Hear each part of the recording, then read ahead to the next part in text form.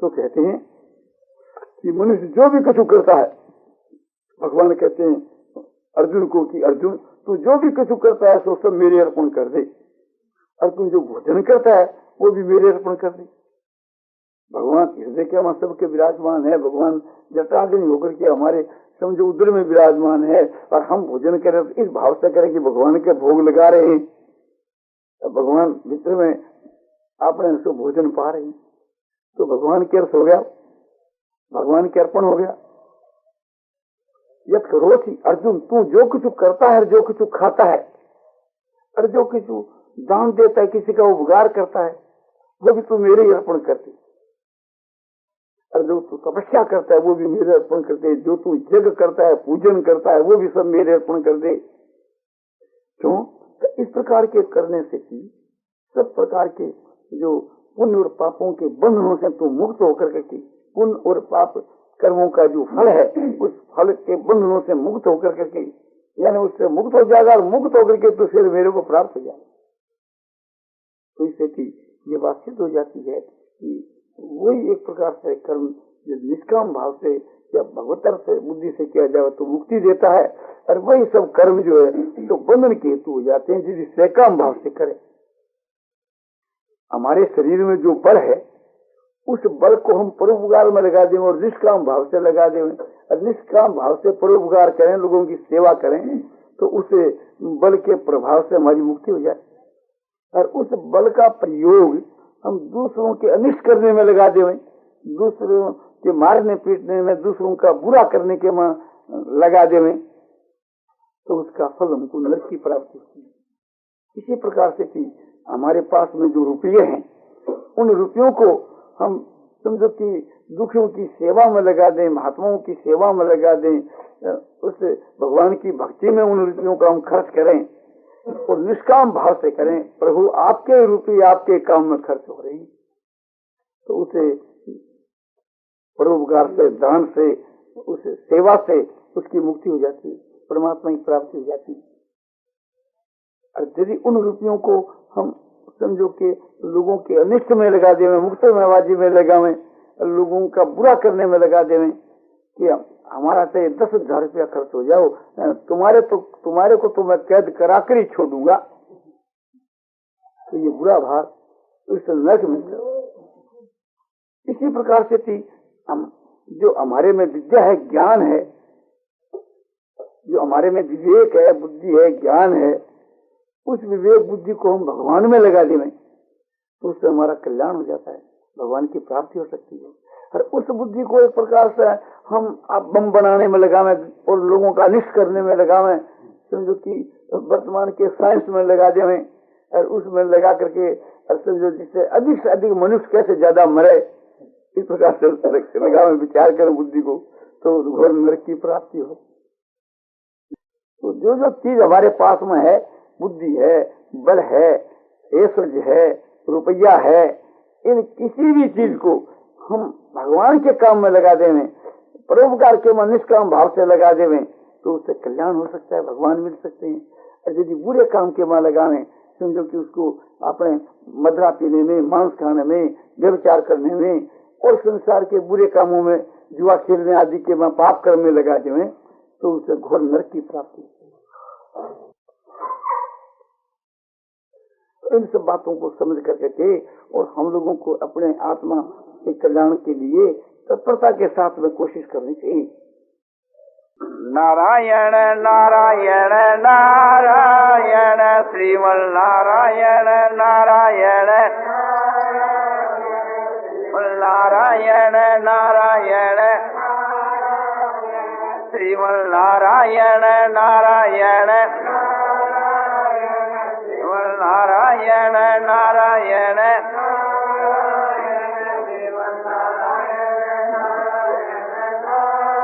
आनंदमय आनंदमय आनंदमय आनंदमय पूर्णानंद पूर्णानंद अपारानंद शांतानंद घनानंद अचलानंद ध्रुवानंद नित्यानंद बोधस्वरूपानंद ज्ञानस्वरूपानंद आनंदी आनंद आनंदी आनंद आनंदी आनंद शांति शांति शांति। ख्याल करना चाहिए कि जब इन नाशवान पदार्थों से परमात्मा की प्राप्ति होए तो एक विचारने की बात है कि जैसे कोडी साथे हाथी मिले, उससे भी भगवान समझो कि कम दाम में मिल रहे हैं, क्योंकि हाथी की और कोडी की सत्ता तो एक है इस संसार में। समझो कि जो हाथी की सत्ता वही कोडी की सत्ता है, मूल्य जो तो अधिक और कमी है ना। और यहाँ भगवान तो सत्य स्वरूप है, उसकी सत्ता तो वास्तविक सत्ता है, और ये संसार तो नाशवान है, इसकी तो समझो कि काल्पनिक सत्ता है, भगवान की कल्पना है सब। तो इन नाशवान मिथ्या पदार्थों के अर्पण करने से सत्य जो भगवान की प्राप्ति हो जावे, तो समझो कि ऐसा मौका फिर कब मिल सके। तो ये सौदा तो कर ही लेना चाहिए। और भगवान ने ये जो हमको मनुष्य का शरीर दिया है और ये सब सामग्रियां दी है, इसीलिए दी आत्मा के कल्याण के लिए, आत्मा के उद्धार के लिए। और परमात्मा की प्राप्ति से आत्मा का उद्धार हो जाता है। परमात्मा की प्राप्ति कहो और आत्मा का उद्धार कहो, कल्याण कहो, एक ही बात है। तो भगवान ने मनुष्य का शरीर देकर के हमारे में जो बल दिया है, बुद्धि दी है, जो योग्यता दी है, जो हमारे को धन दिया है, जो कुछ चीज हमारे अधिकार के में दी है, वो भगवान इसलिए दी है कि इससे तुम अपना कल्याण कर लो। और इतने से हमारा कल्याण हो सकता है, दूसरे से कोई चीज लेने की आवश्यकता नहीं। हमारे पास जो कुछ सामग्री है वो काफी है भगवान की प्राप्ति के लिए, किंतु उन सामग्रियों को भोग में नहीं लगा करके, समझो कि अपने ऐसा आराम में नहीं लगा करके, और दूसरे आदमियों को दुख देने में नहीं लगा करके, उसका दुरुपयोग नहीं करके सदुपयोग करें, तो उससे परमात्मा की प्राप्ति होती है। दुरुपयोग क्या कि भगवान की जो आज्ञा के विरुद्ध हम काम करें, गलत काम में लगावें, भगवान के मन के विरुद्ध, आज्ञा के विरुद्ध, संकेत के विरुद्ध काम में हम खर्च करें, शास्त्र के प्रतिकूल काम के में इस सब चीजों को, किसी भी चीज को हम खर्च करें, अपने शरीर को, अपनी बुद्धि को, अपने मन को, अपने ऐश्वर्य को, अपने रुपयों को किसी भी बुरे काम में लगावें, तो हमारे को घोर नरक की प्राप्ति। और इन चीजों को भगवान के में लगा देवें कि प्रभु आपकी दी हुई चीज और आपके मैं समर्पण करता हूँ, तो उसका फल परमात्मा की प्राप्ति हो जाती है। भगवान के हम सर्वस्व अर्पण कर देवें, अपने आप को और ऐश्वर्य को, जो कुछ हमारे अधिकार में है, सब भगवान की चीज समझ करके भगवान के समर्पण कर देवें, तो फिर भगवान क्या करेंगे कि भगवान अपने आप को और अपने ऐश्वर्य को सबको हमारे अर्पण कर देंगे। ये तुम्हारा, ये तो प्रेमी है ना, जहाँ प्रेम का संबंध है, उस जगह के बीच के बात समझो कि आपने भगवान का भक्त जो अपने प्रेमास्पद प्रभु के अर्पण अपना सर्वस्व कर देता है, अपना तन मन धन प्रभु के अर्पण कर देता है, तब भगवान अपना तन मन धन उसकी अर्पण कर देते। आप समझो कि एक अच्छे जो भगवान के भक्त होते हैं, महात्मा जो पुरुष होते हैं, जो उनके साथ में भी हम ऐसा व्यवहार करें कि भी हमारा जो तन मन धन सब आपका ही है, और उस एक भक्त के प्रति हम अपने सर्वस्व को अर्पण कर दे, अपने शरीर को और अपने पास जो अपने अधिकार के बीच में है, बस अपने मन को, तन को और सबको हम भगवान के भक्त के अर्पण कर दें, तो भगवान का भक्त जो है उसके अधिकार में जो है वो हमारे अर्पण कर देता है। फिर भगवान की तो बात ही क्या है। लोक में भी देखने में आता है, आपसे में जो दो मित्र होते हैं और एक मित्र जो है एक दूसरे मित्र के लिए इस प्रकार का भाव रखता है कि मेरा जो कुछ अपने मित्र का ही है, तो उस मित्र के हृदय में भी यही भाव रहता है कि मेरा जो कुछ है सो तुम्हारा ही है। सत्य जो मित्र होते हैं उनका ऐसा भाव होना ही चाहिए, क्योंकि वे भगवान के भक्त हैं। भगवान के जो भक्त होते हैं वे भगवान का अनुकरण करते हैं। तो इन सब बात को समझ करके, और ये जो जितने संसार के मिथ्या पदार्थ हैं, शरीर भी संसार के पदार्थों में ही है, और शरीर के भीतर के मन बुद्धि इंद्रियां जो भी कुछ है, समझो कि ये माइक चीज है। इसे समझो कि काल्पनिक माइक चीजों के समर्पण करने से भगवान मिले, परमात्मा एक प्रकार से मिल जाए, तो इससे बढ़कर समझो कि और मंदा सौदा क्या हो सकता है। ऐसे मौके में हम एक प्रकार से विलम्ब करें, या एक प्रकार से आनाकानी करें, या एक प्रकार से इस रास्ते जाने में हिचकिचाव है, तो ये हमारी बिल्कुल मूर्खता है। तो ऐसा मौका पाकर ये सौदा अपना बना ही लेना चाहिए। नारायण नारायण नारायण श्रीमन नारायण नारायण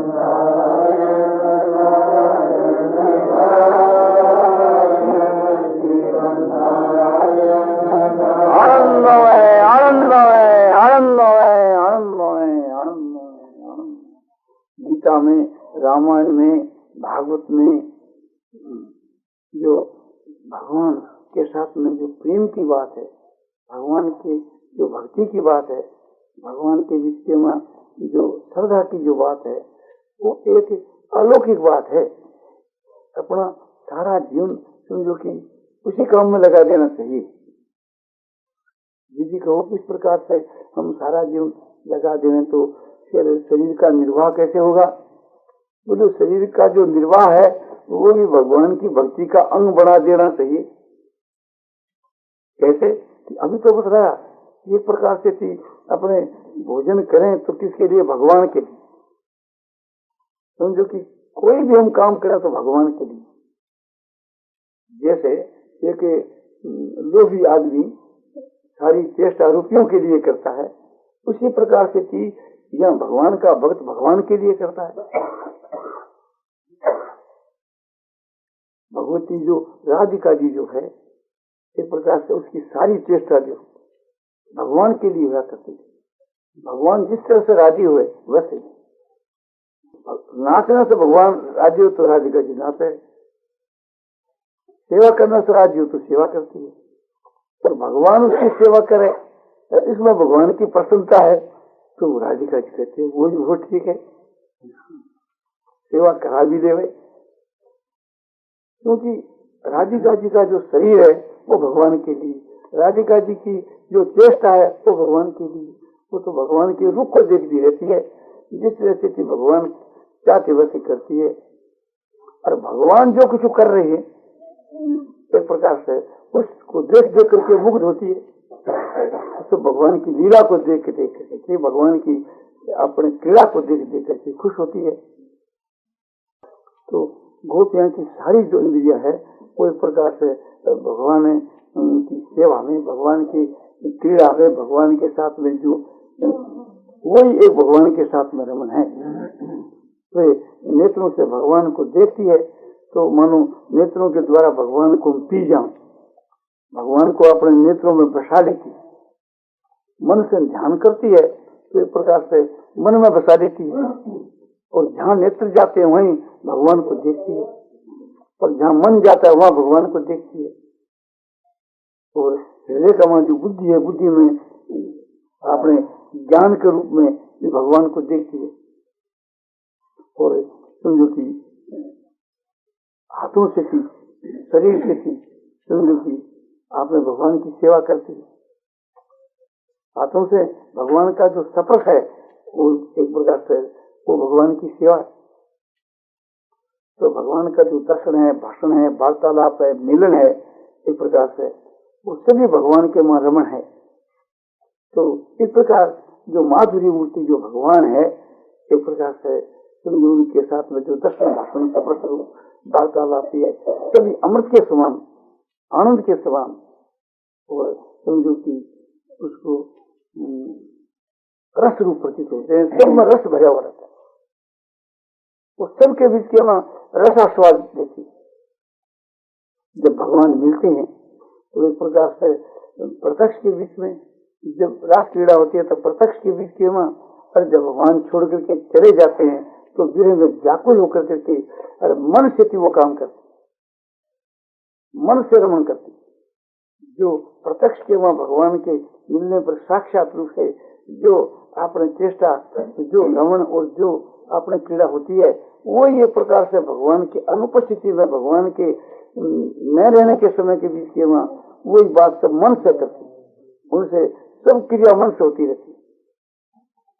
वो मानसिक जो क्रिया है वो भी एक प्रकार से समझो कि भगवान का मन से ही सब कुछ करती है, दर्शन भाषण स्पर्श वार्तालाप चिंतन, तो वो मानसिक रमन है। इसी प्रकार से हम लोगों को समझो कि भगवान के साथ में मानसिक भाव से थी अपनी क्रीड़ा करनी चाहिए। वही बात इस श्लोक में बतलाई कि मच्चिता मदगत प्राण बोध जंत्र परस्परं कथयन तस्य मान नित्यम तुष्यंती च रमंती च।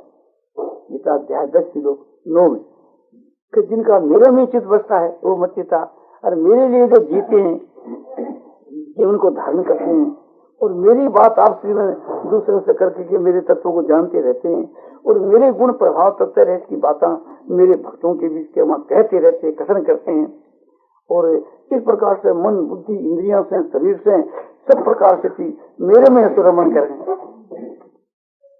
भगवान का जो दर्शन है, भाषण है, सफर है, वार्तालाप है, रमन है, चिंतन है, जो कुछ भगवान के साथ में क्रीड़ा है, खेल है, ये सब एक प्रकार से जो कि रमन का ही प्रकार है।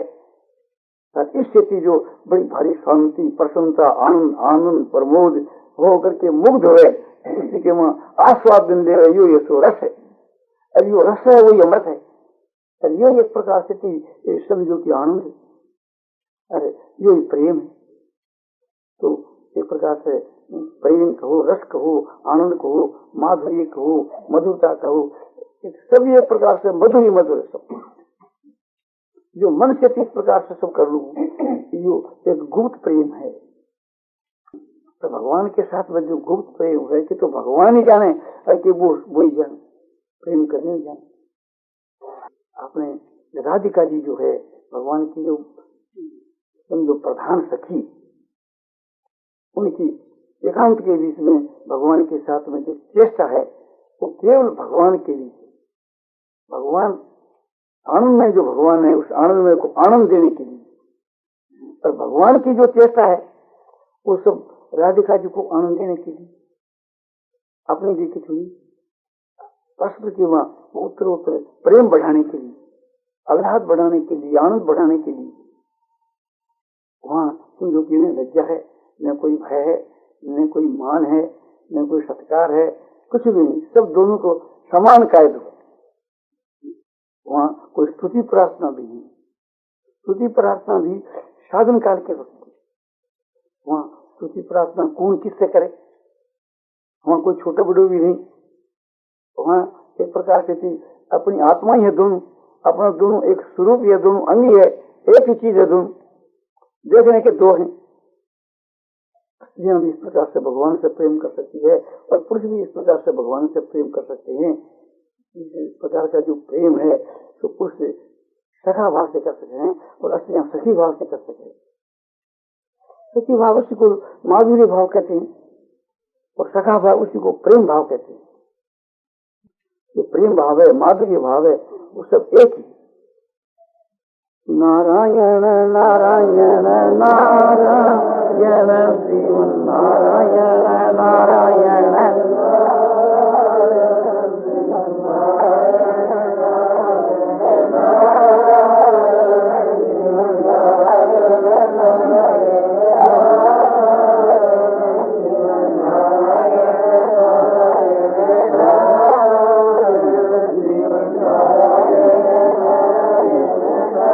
आनंदमय आनंदमय आनंदमय आनंद पूर्णानंद पूर्णानंद अपारानंद। देखो एक प्रकार से आपने मानो कोई आपने भगवान है तो प्रेम की वर्षा करते हो और हम सब मानो कोई प्रेम में एक मगन हो गए और वो प्रेम है, वो आनंद है और वो ये तो शांति है। प्रेम ही शांति के रूप में दिखता है, भगवान ही आनंद के रूप में, प्रेम के रूप में, शांति के रूप में और ज्ञान के रूप में दिखते हैं। हम लोगों के भीतर में जो प्रसन्नता है, शांति है, आनंद है, जो भगवान को समझो कि सगुण निराकार स्वरूप है। हम लोगों के बीच में जो प्रसन्नता है और हम लोगों के भीतर में जो ज्ञान है, चेतनता है, एक प्रकार से जागृति है, यो भगवान को प्रत्यक्ष में चिन्मय स्वरूप है, यो सगुण निराकार स्वरूप है।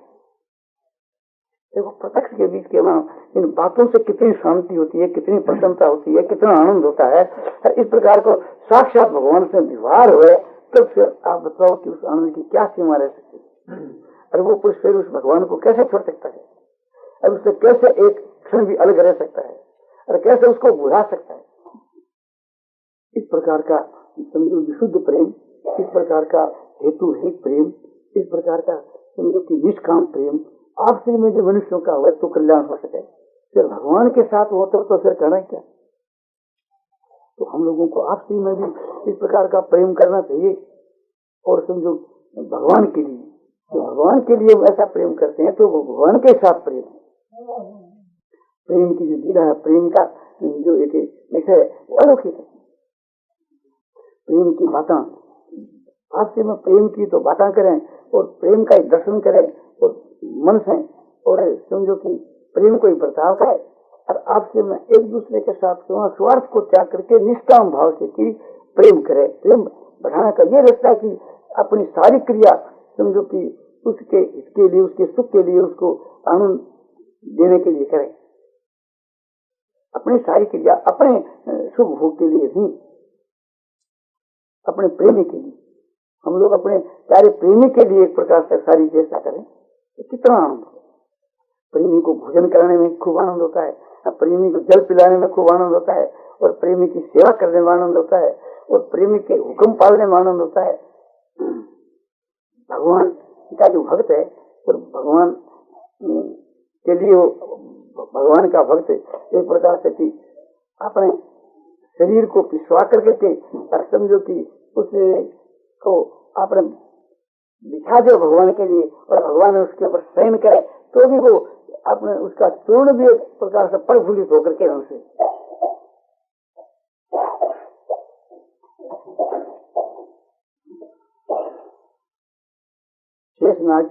शेषनाग जी जो है वे अपने भगवान की शेष बनकर करके और भगवान के एक प्रकार से समझो सज्जा बन करके सुख दे रहे। तो हर प्रकार से कि भगवान के साथ में संबंध जुड़ने से आनंद ही आनंद है, और हर प्रकार की भगवान की चेष्टा और आनंद के देने वाली होती है। जैसे गोपियां भगवान की कोई भी चेष्टा, कोई भी क्रीड़ा देखती है, मुग्ध हो जाती है। चाहे कुछ भी भगवान करो, चाहे भगवान गाना चलाओ, और चाहे भगवान एक प्रकार से भोजन करो, और चाहे भगवान से समझो कि रास्ता चलो, चाहे भगवान का शरीर है जिसको गाँव की धूड़ी से एकदम भय वो दूषित हो जाओ तो भी उसको देख करके प्रसन्नता ही प्रसन्न उनका, क्योंकि उनका गोपियों का तो भगवान के वहाँ भगवत भाव था ना। इस वास्ते भगवान का जो दर्शन है, सफर से वार्तालाप है, ये सब एकदम अपने प्रेम में है, आनंद में है, रस में है, रस भरा हुआ। तो ये जो बात है, ये जो कथा है, ये जो विषय है, जो रस को विषय है। नारायण नारायण नारायण श्रीमन नारायण नारायण नारायण नारायण नारायण श्रीमन नारायण नारायण श्रीमन नारायण नारायण